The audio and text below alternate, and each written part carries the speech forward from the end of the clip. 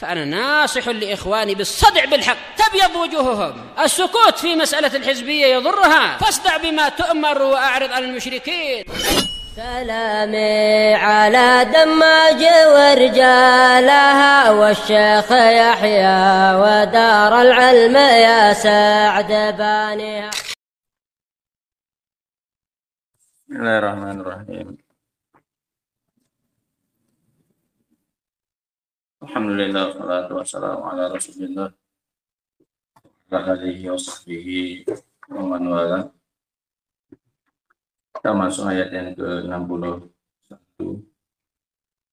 dari surat Al-A'raf, di mana Allah Subhanahu wa taala masih menceritakan tentang dakwah tauhidnya Nabi Nuh alaihissalam, di mana yang pertama kali beliau dakwahkan kepada kaumnya adalah agar kaumnya beribadah kepada Allah Subhanahu wa taala semata, agar kaumnya mentauhidkan Allah Subhanahu wa taala. Dan ini adalah prioritas dan dakwah utamanya para nabi dan rasul. Tidak ada satupun dari mereka melainkan yang pertama kali mereka sampaikan kepada kaumnya adalah tentang tauhid, tentang bagaimana memurnikan ibadah hanya kepada Allah Subhanahu wa ta'ala. Wa laqad ba'atsna fi kulli ummatin rasulan an ya'budullaha wajtanibut taghut. Nah, kemudian setelah Allah menjelaskan tentang jawaban dari kaumnya yang menuduh pada Nabi Nuh bahwasanya beliau berada dalam kesesatan yang nyata, kata Allah Subhanahu wa taala, qala ya qaumi laisa bi dhalalatun walakinni rasulun min rabbil alamin. Kata Nabi Nuh, wahai kaumku, sesungguhnya tidak ada pada diriku ini kesesatan. Aku tidak seperti yang kalian katakan dan seperti yang kalian tuduhkan. Dan ini adalah sunnatullah dari zaman dahulu sampai akhir zaman, bahwasanya setiap orang yang menyampaikan kebenaran dan mengingkari kemungkaran itu pasti akan mendapatkan mu'aradah, pasti akan mendapatkan penentangan, bahkan juga tidak jarang akan mendapatkan pemberian gelar-gelar yang jelek, sebagaimana yang dilakukan oleh sekarang Nabi Nuh ketika mereka diajak kepada mentauhidkan Allah Subhanahu wa taala, maka mereka pun mengatakan bahwasanya Nabi Nuh itu adalah fi dhalalin mubin. Sesatnya sudah nyata bagi semua orang, tidak ada samar lagi bahwasanya kamu itu wahai Nuh adalah orang sesat. Nah, sehingga oleh karena itu Luqman ketika menasihati anaknya, ketika memerintahkannya untuk melakukan amar ma'ruf nahi mungkar, ya wa'mur bil ma'ruf wa nahy 'anil munkar, selalu diiringkan kemudian setelahnya dengan perintah untuk bersabar. Wasbir 'ala ma asaba, dan bersabarlah atas apa yang menimpamu. Kata para ulama, dikarenakan setiap orang yang melakukan amar ma'ruf nahi mungkar, setiap dia mengajak kepada yang baik, atau bahkan ketika dia mengingkari dari yang mungkar yang tidak baik, maka dia pasti akan mendapatkan gangguan. Dia pasti akan disakiti oleh manusia. Maka kewajibannya adalah untuk bersabar, supaya dia tidak putus dari usahanya melakukan amar ma'ruf nahi mungkar. Makanya diingatkan setelah perintah untuk amar ma'ruf nahi mungkar, wasbir 'ala ma asabak, inna dzalika min azmil umur. Nah, kemudian setelah Nabi Nuh alaihissalam membersihkan dirinya dari tuduhan kaumnya, wahai kaumku, aku tidak sesat, tidak ada pada diriku kesesatan sedikit pun. Walakinni rasulun min rabbil alamin, akan tetapi aku hanyalah seorang utusan dari Rabbul Alamin.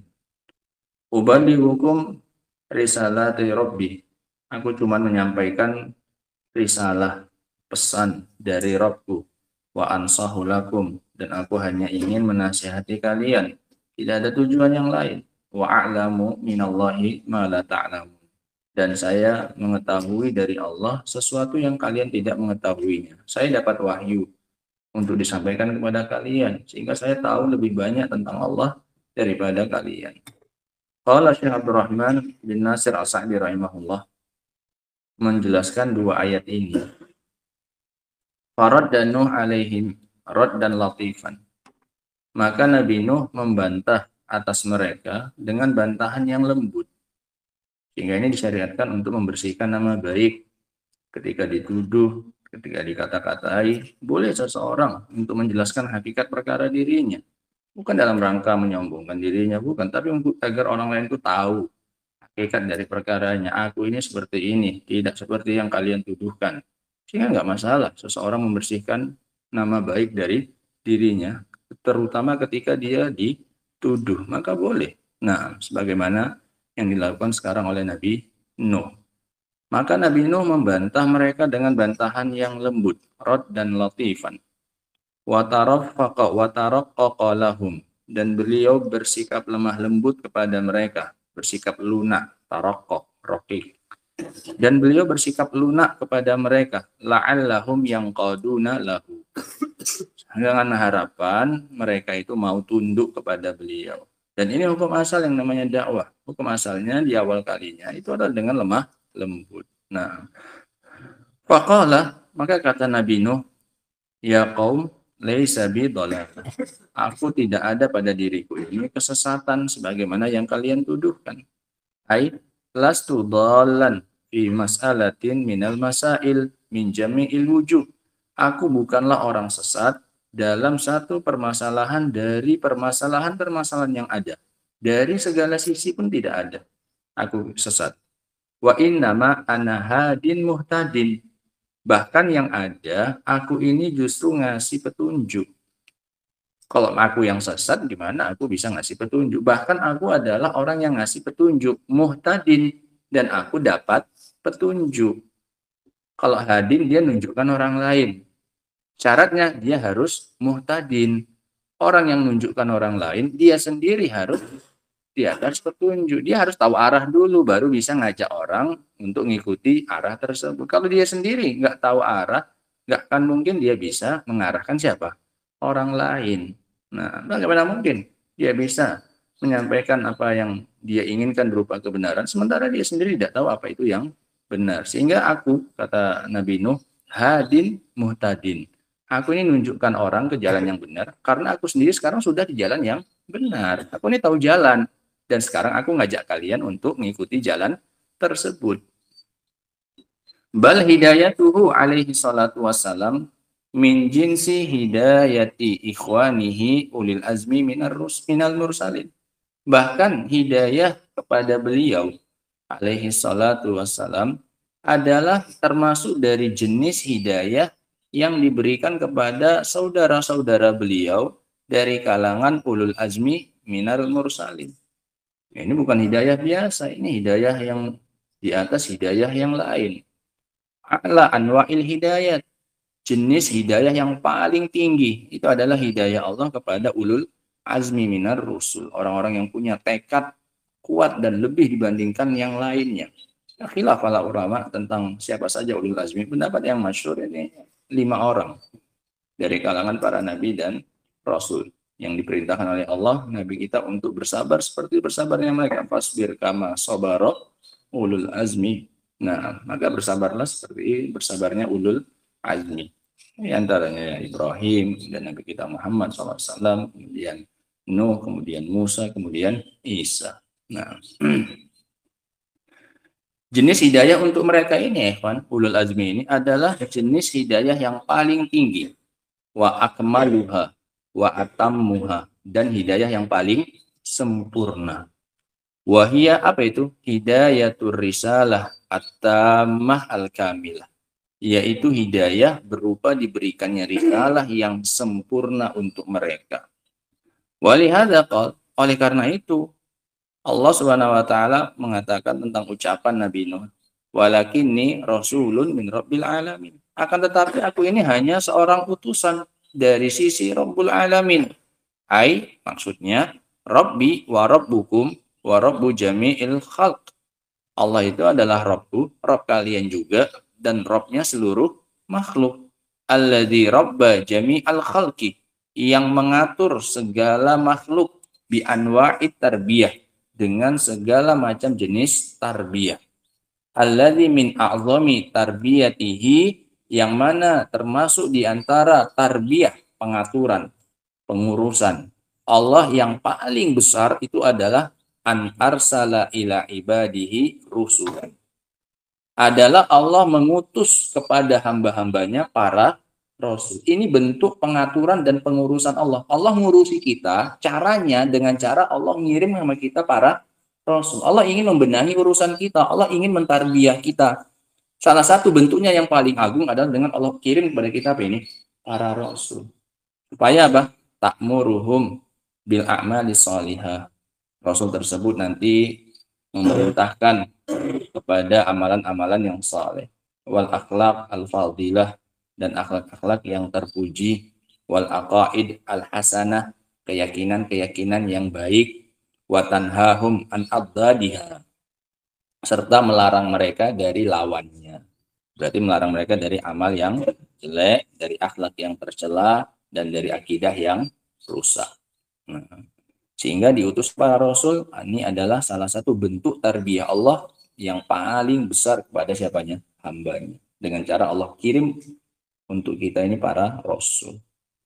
Walihada qal, oleh karena itu beliau mengatakan di akhirnya, uballighukum risalati rabbi, dan aku sampaikan kepada kalian pesan dari Rabbku, wa ansahu lakum, dan aku hanya ingin menasihati kalian. Ai, maknanya wazifati, tugasku itu cuma tablighukum, menyampaikan kepada kalian, bibayani tauhidihi, dengan cara menjelaskan tauhid kepada Allah, wa awamirih, dan menjelaskan perintah-perintahnya, wa nawahih, dan menjelaskan larangan-larangannya, ala wajhin nasihah, sebagai bentuk nasihat, lakum wasyafaqah alaikum, sebagai nasihat untuk kalian dan bentuk kasih sayang atas kalian. Syafaqah, rasa iba, kasih sayang kepada kalian. Wa a'lamu minallahi ma la ta'lamun, dan aku tahu dari Allah apa yang kalian tidak tahu. Falladzi yata'ayyan an tuti'uni, sehingga konsekuensinya, kewajibannya yang harus adalah kalian taati aku. Kenapa? Karena aku lebih tahu tentang Rabbku daripada kalian. Sehingga pilihannya kalian hanya tinggal mentaati aku. Wa tanqadu li amri, dan kalian tunduk kepada perintahku. In kuntum ta'lamun, jika kalian memang tahu itu bahwasanya aku adalah seorang utusan. Kemudian dalam ayat yang setelahnya, ayat yang ketiga, kata Nabi Nuh masih dalam konteks membantah mereka. Awa ajibtum an ja'akum dzikru min rabbikum ala rajulin minkum. Apakah kalian merasa heran datang kepada kalian peringatan dari Rabb kalian melalui tangan seorang laki-laki dari kalian sendiri yang sudah kalian kenal bagaimana kisah hidupnya, pengalaman hidupnya, kalian kenal. Liyunzirakum, datang untuk ngasih peringatan sama kalian, walitattaqu, agar kalian bertakwa, wala'allakum turhamun, dan agar kalian mendapatkan rahmat.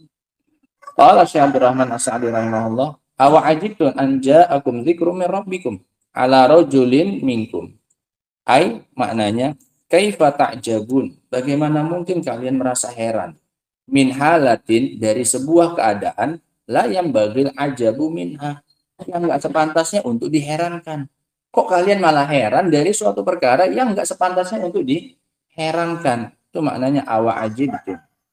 Wa huwa, apa perkara itu? Anja aku mutadzkir wal mau'izah wan nasihah, datang kepada kalian peringatan, nasihat, ala yadi rajulin minkum, melalui tangan salah seorang dari kalian, ta'rifuna haqiqatahu wa sidqah, yang kalian sudah kenal dengan hakikat orang tersebut dan kejujurannya, wahalah, dan keadaannya. Kalian sudah paham track record orang ini. Bagaimana dulu dia sejak kecil sampai kemudian dia ngaku jadi nabi, itu kalian sudah tahu persis. Profilnya sudah tidak samar lagi bagi kalian, kok malah heran kalian. Kalau yang datang kepada kalian orang luar yang selama ini nggak kalian kenal, wajar kalau kalian mempertanyakan, siapa ini? nggak kenal-kenal kami, tiba-tiba nyuruh kami begini, tiba-tiba melarang kami begini, wajar. Tapi kalau datang nasihat dari orang sendiri, orang-orang dalam sendiri, wajar tidak? Ya sangat wajar lah. Paham ya? Kalau datang nasihat dari orang dekat kita sendiri, itu adalah sesuatu yang sangat wajar.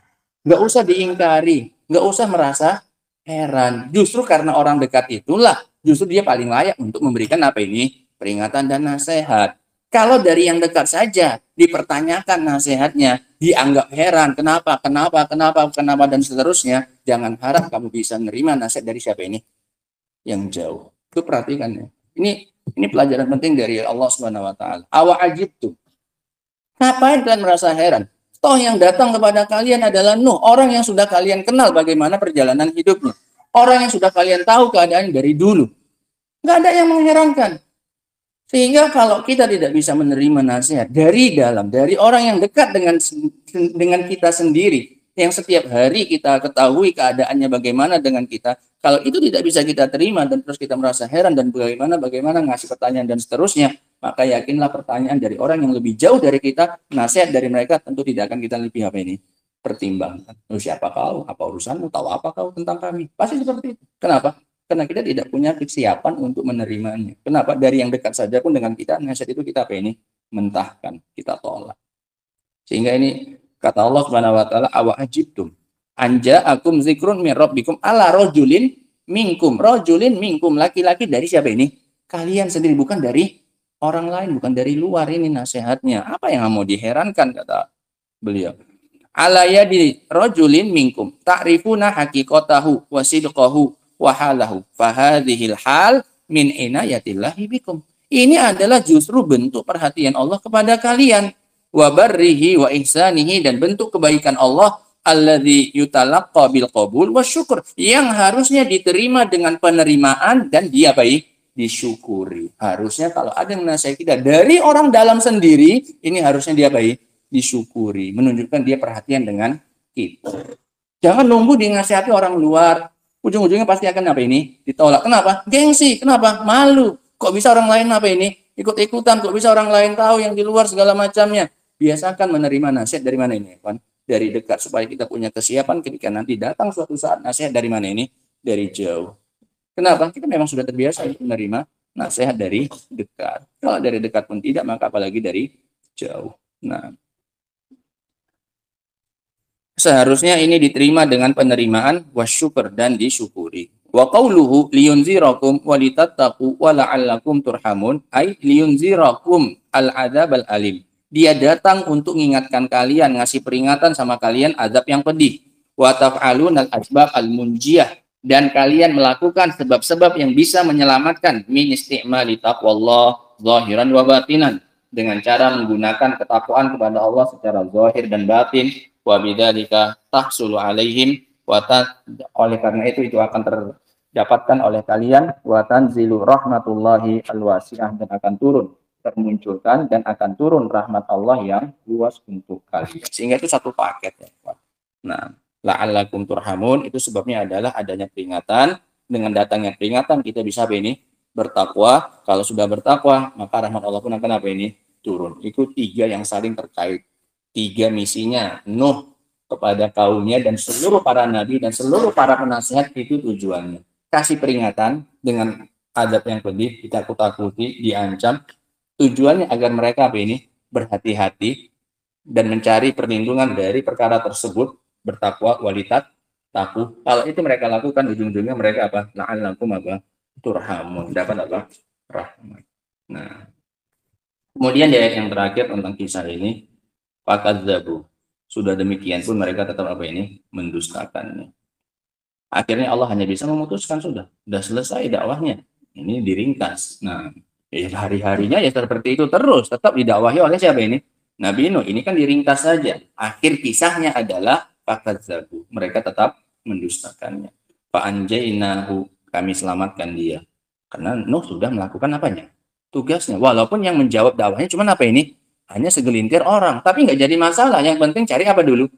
Cari selamat dulu. Fa'anjainahu, kami selamatkan dia. Walladzina ma'ahu fil fulki, dan orang yang bersama dengan dia di atas apa ini? Kapal. Wa aghraqna alladziina kadzdzabu biayatina. Sementara yang mendustakan semuanya kami apa ini? Aghraqna, kami tenggelamkan. Innahum kanu qauman amin. Mereka adalah orang-orang yang buta. Qala Syekh Abdurrahman As-Sa'di rahimahullah, falam yufid fihim. Maka Nabi Nuh tidak bisa bermanfaat sedikit pun nasihatnya kepada mereka. Wala najaha, dan tidak pula berhasil. Berhasil dari sisi hasil, bukan dari sisi dakwah. Dari sisi dakwah, dakwahnya para nabi dan rasul adalah dakwah yang paling berhasil. Sehingga hasil itu dua tolak ukurnya. Yang pertama jauh lebih dominan daripada yang kedua. Yang pertama tolak ukurnya adalah prosesnya. Bagaimana dakwahnya. Kalau sesuai dengan dakwahnya Allah dan Rasulnya, maka dakwah itu dikatakan dakwah yang apa ini? Berhasil. Yang kedua yang tidak begitu penting adalah apanya? Buahnya. Ada tidak yang mengikuti dan menerima dakwah tersebut. Ini hanya apa ini? Bonus saja. Bukan ini tolak ukur aslinya. Berhasil atau gagalnya sebuah apa ini? Dakwah. Banyak yang ngikuti, alhamdulillah, nurun ala nur, itu cahaya di atas cahaya. Kalaupun tidak ada yang mengikuti, maka dakwah tersebut tetap dikatakan apa ini? Berhasil selama selamat dari penyelisihan terhadap syariat. Makanya ada nabi yang sama sekali nggak punya apa ini? Pengikut. Apakah dakwahnya salah? Dakwahnya gagal? Tidak. Kalau sudut pandang kita adalah hasil yang bermakna buah, ini maka dakwahnya gagal. Kenapa? Nggak ada satupun yang ngikut. Wan nabiyya wa laisa ma'ahu ahad. Kata Nabi, ditampakkan kepada beliau nabi-nabi, aku lihat ada nabi yang cuma punya pengikut sekian, cuma 3 sampai 9, ada yang pengen cuma 1 atau 2, ada yang nggak punya pengikut. Apakah dakwahnya gagal? Bahkan itu adalah dakwah yang berhasil karena dia telah menjalankan sebagaimana yang digariskan oleh Allah Subhanahu wa taala selama apa ini? Berdakwah. Walaupun tidak ada satupun yang apa ini? Ini saya lagi menguatkan yang kemarin. Bahwa dalam berdakwah tidak terlalu penting yang namanya apa ini? Hasil. Pentingkan apanya? Prosesnya. Karena kita mau nyari selamat, fa'anjainahu. Dengan gara-gara itulah selamatnya Nabi Nuh. Dari 900 tahun dia mendakwahinya, yang ikut hanya berapa ini? Segelintir orang saja. Sehingga makna tidak berhasil di sini dari sisi apa ini? Keberhasilan penerimaan. Bukan keberhasilan proses apanya? Dakwahnya itu sendiri. Kalau proses dakwahnya jelas, dakwahnya para rasul, dakwah yang paling berhasil. Nah, fakadzabuhu, maka mereka pun mendustakannya. Fa'anjainahu walladzina ma'ahu fil fulki ay as-safinah. Al-fulk itu artinya apa? Safinah, kapal. Allati amarallah Nuhan alaihi salam bisun'iha, yang diperintahkan oleh Allah kepada Nabi Nuh untuk membuatnya. Membuatnya di atas gunung lagi. Mana ada orang bikin kapal di atas gunung, orang bikin kapal dekat dengan apa? Laut, supaya gampang apanya? Mindahkannya ke airnya. Ini malah bikin sakhiru min. Akhirnya mereka pun ngolok-ngolok, ngejek-ngejek apa lagi ini, makin gila aja Nuh dan pengikutnya ini bikin kapal malah di mana ini? Di gunung. Allah. Wa auha ilaihi, dan Allah wahyukan kepada beliau an yahmil min kulli sinfin minal hayawanat zaujaini isnaini, dan Allah wahyukan kepada beliau untuk membawa dari setiap jenis minal hayawanat, dari hewan itu zaujaini isnaini, sepasang-sepasang. Singa bawa sepasang, kucing bawa sepasang, supaya apa nanti? Supaya bisa berkembang biak lagi. Nah, sepasang harus dibawa. Kalau jantan sama jantan gimana nanti mau muncul lagi? Kucing dua-duanya jantan. Ya, anaknya lagi. Paham ya? Sehingga masing-masing dibawa apa ini? Sepasang dari hewan supaya nanti bisa apa? Bisa berkembang lagi manusia dan makhluk hidupnya. Karena mau dibinasakan apa ini? Semuanya. Nah, kalau yang nggak naik ke atas kapal ini nggak akan selamat. Nah, zaujaini itsnaini wa ahlahu, dan juga dibawa keluarganya, wa man amana ma'ahu, dan orang-orang yang beriman bersama dengan beliau. Sehingga satu kapal itu campur isinya. Semuanya bukan apa ini? Orang campur sama yang lain sebagai regenerasi makhluk hidup nantinya. Fahamalahum fiha, maka dia pun membawa mereka semua di dalam kapal tersebut. Wa najjahumullahu biha, dan Allah pun menyelamatkan mereka dengan kapal tersebut.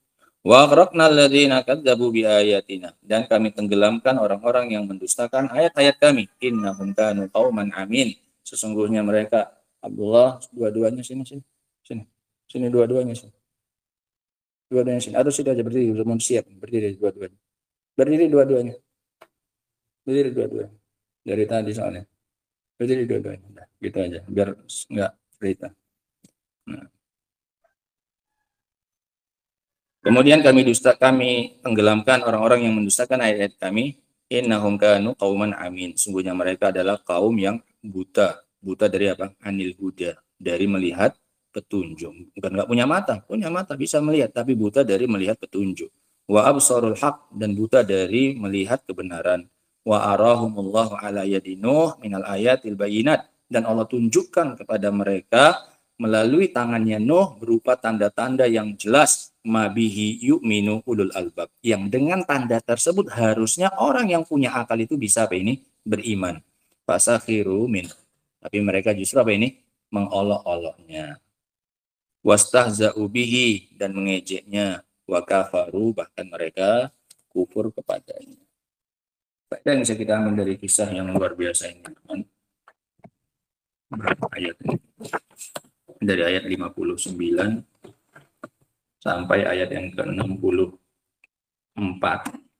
Nah, faedah yang pertama ya kan adalah dakwah para rasul adalah dakwah tauhid dari awal hingga akhirnya. Dakwah para nabi dan rasul adalah dakwah tauhid dari awal sampai akhirnya. Tidak ada perkara yang lebih penting di sisi mereka daripada dakwah tauhid. Dari awal mereka berdakwah sampai mereka menutup dakwah mereka dengan kematian, maka mereka senantiasa menyampaikan tauhid sebagaimana yang sudah kita contohkan dalam surat ini. Dalam beberapa ayat nantinya semuanya menceritakan tentang dakwahnya para rasul tentang tauhid. Malakum min ilahin ghairuh wa'budullah, sembahlah Allah. Semuanya para nabi mengatakan seperti itu. Ada yang kedua, di antara bentuk perhatian dan kasih sayang Allah kepada manusia adalah dengan diutusnya para rasul kepada mereka. Di antara bentuk perhatian dan kasih sayang Allah kepada manusia adalah dengan mengutus kepada mereka para rasul. Faedah yang berikutnya, taqwiyatu qalbin Nabi SAW wa tasliyatuh, penguatan dan hiburan untuk hati Nabi SAW atas apa yang beliau dapatkan dari kaumnya. Penguatan dan hiburan kepada hati Nabi SAW atas apa yang beliau dapatkan dari kaumnya. Makanya diceritakan tentang Nabi Nuh, bahwasanya Muhammad, engkau itu enggak sendirian. Yang mendapatkan penentangan itu dari sebelum-sebelum pun sudah banyak. Kamu enggak sendirian, supaya terasa ringan bagi Rasul. Oh iya, tidak aku sendiri yang menghadapi seperti ini. Makanya diceritakan kisah Nabi Nuh ini, supaya Rasul merasa terhibur. Ternyata yang mendapatkan hal seperti itu tidak hanya beliau, tapi juga para Nabi dan Rasul sebelumnya. Faedah yang berikutnya,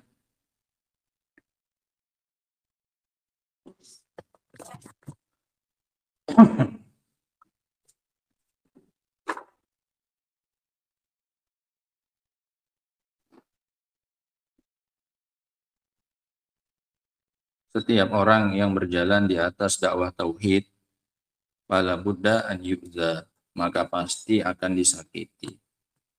Setiap orang yang berjalan di atas dakwah tauhid pasti akan disakiti. Entah itu dengan fisik ataupun dengan kata-kata dan yang semisalnya. Dan ini adalah sunnatullah.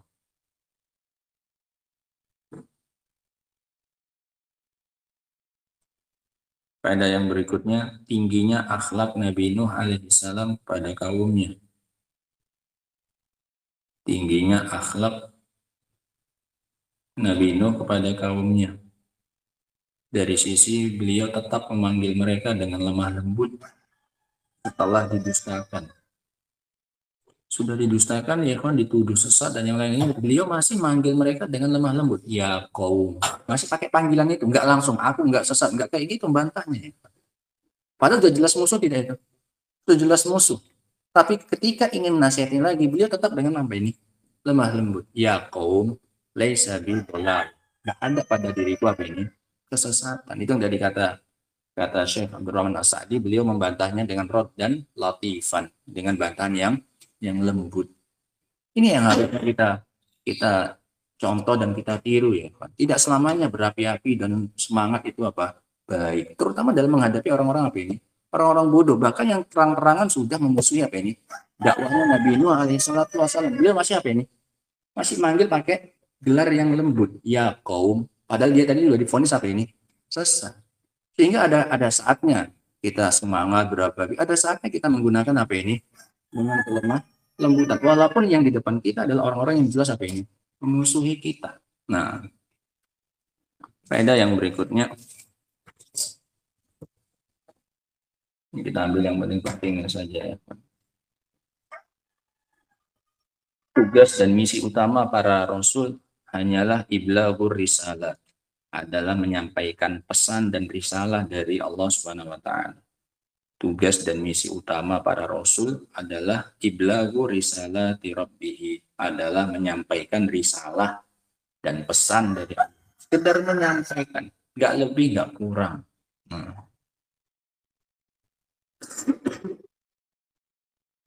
Faedah yang berikutnya, keseriusan para nabi dan rasul dalam menasehati manusia. Keseriusan para nabi dan rasul dalam menasehati manusia, dan itu yang mereka sampaikan, yang mereka angkat-angkat, wa ansahu lakum, dan aku hanya ingin menasehati kalian.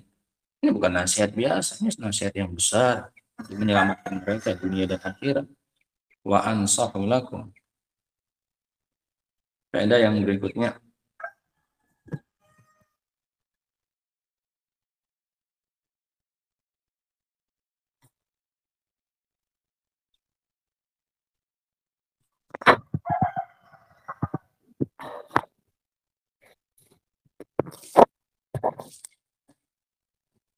tidaklah mengherankan jika nasihat dan peringatan datang dari orang-orang yang terdekat dengan kita. Tidaklah mengherankan, makanya Allah bantah, awajibtum, tidaklah mengherankan jika nasihat dan peringatan justru datang dari orang-orang yang dekat dengan kita. Penerimaannya harusnya justru lebih diterima. Kenapa? Kita udah kenal dengan orang ini, kita tahu bagaimana perjalanannya, keadaannya sudah tahu, sehingga harusnya lebih diterima dan disyukuri dan terima kasih.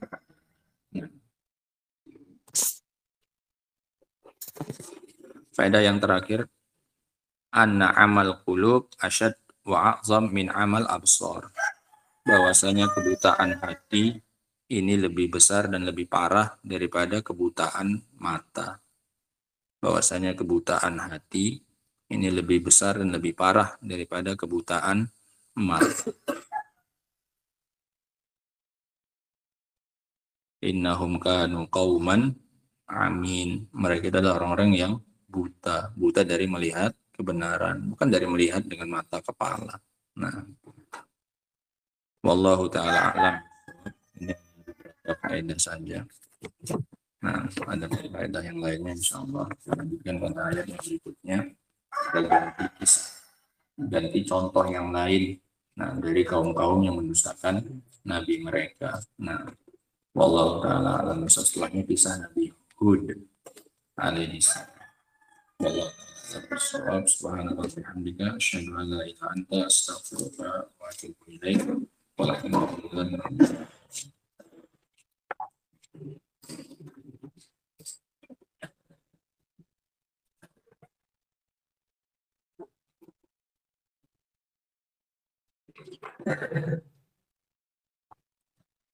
alamin.